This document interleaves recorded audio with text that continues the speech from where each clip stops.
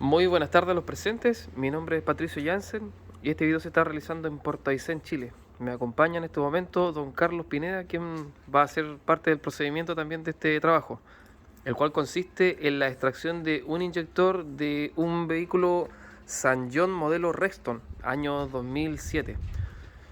¿Qué es lo que estamos haciendo nosotros aquí en este momento? Este motor usa sistema de inyección Delphi. El sistema de inyección Delphi, para los que ya conocen este tipo de motores, el inyector pasa por la culata, ¿cierto? Como se puede apreciar, que se ve solamente la punta ahí conectado hacia las cañerías respectivas. Y el inconveniente que normalmente sufren estos inyectores es su extracción cuando hay que hacer algún cambio o reparación. Que normalmente con la temperatura y el petróleo mal quemado se forma una carbonilla que se termina seminando en un pegamento que va dentro de las paredes del mismo inyector, por dentro de la cámara, haciendo imposible la extracción, que en algunas veces también ocurren causales como la ruptura de la misma culata o la ruptura completa del inyector. Entonces, para nosotros complementar este trabajo, se ha adquirido un extractor neumático.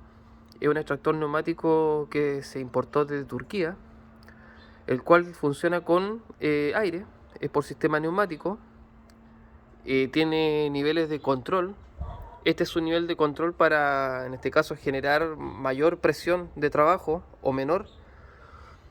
Aquí está el accionador, que el accionador va a permitir el paso de aire respectivo. Y este depósito es un depósito que funciona con una cantidad específica de aceite para mantener la lubricación del mismo sistema. Ahora, para trabajar con este tipo de extractores es necesario contar con un compresor que tenga la suficiente capacidad de fuerza y capacidad para ir haciendo funcionar el extractor de manera continua. Para hacer este ejercicio, en este momento don Carlos va a ser quien va a realizar las conexiones para que podamos ver en este momento cómo funciona el extractor. Cabe mencionar de que nosotros, antes de hacer este video, nosotros no hemos adulterado ni hemos hecho trabajar la extracción del inyector, así que esta va a ser la extracción por primera vez, para que se pueda ver que en efecto cómo funciona su rango de trabajo. Ahí don Carlos va a proceder a accionar, ¿cierto?, el extractor, y aquí vamos a hacer una toma para que se pueda apreciar cómo trabaja el extractor.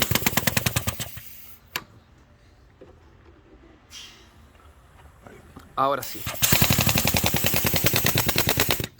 Ya, ahí se puede ver que ya hubo un movimiento con el tractor y fue cosa de segundos.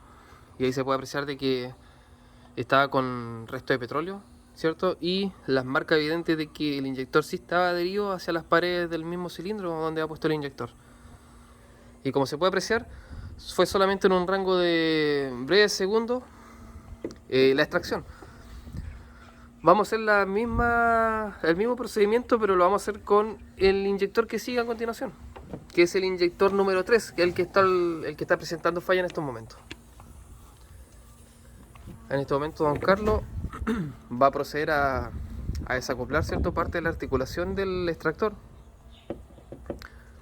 Esa pieza es simplemente un vástago que permite operar de manera más cómoda el extractor para que se pueda adherir sin ningún problema al hilo, que es lo que está haciendo en este momento don Carlos.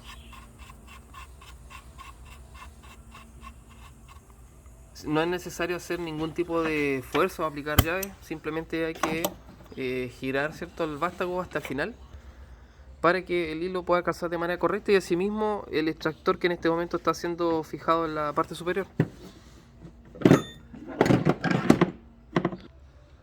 Ya, aquí habíamos hecho una breve pausa. Ya en este momento se está terminando de colocar el extractor, ¿cierto?, en la parte superior del vástago, que está ya predispuesto para este tipo de inyectores. Cuando ya vamos llegando a los últimos inyectores, necesitamos el apoyo de un vástago que permita conectar, ¿cierto?, a una altura específica al inyector.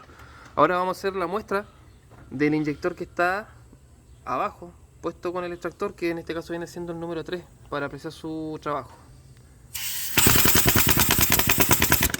Ya, como se puede ver, ya el inyector pudo ser extraído sin ningún inconveniente, y se pueden apreciar también nuevamente de que hay rasgos de de óxido, hay petróleo, ¿cierto?